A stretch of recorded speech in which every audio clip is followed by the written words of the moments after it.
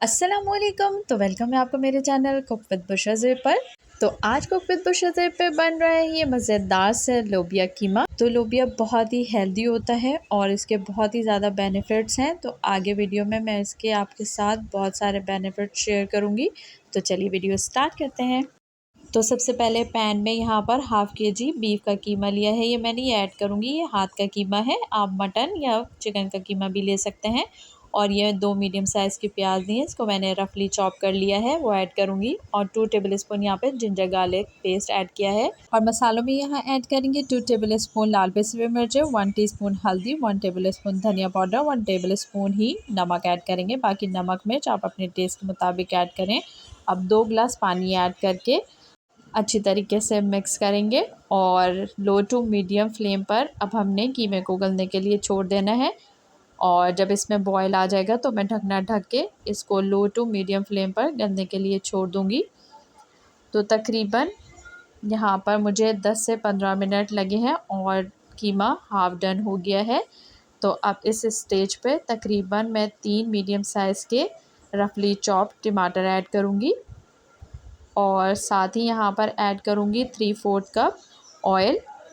और ऑयल और टमाटर ऐड करने के बाद मैं इसको अच्छी तरीके से मिक्स करूँगी और बाकी का हम इसको कीमा टेंडर होने के लिए छोड़ देंगे। तो लोबिया में वाफिर मकदार में पोटेशियम, आयरन, फाइबर और प्रोटीन पाया जाता है, जो हमारे दिल और आँखों के लिए और हमारे नेल्स, बाल और स्किन के लिए बहुत ही ज़्यादा मुफीद है। और अगर आपको कॉन्स्टिपेशन की प्रॉब्लम है तो फाइबर की वजह से वो भी आपका मसला सॉल्व हो जाएगा। देखिए अब कीमा अच्छी तरीके से टेंडर हो गया है। तो अब इस स्टेज पे तकरीबन 4 से 5 minute medium to high flame पे हम कीमे को भून लेंगे।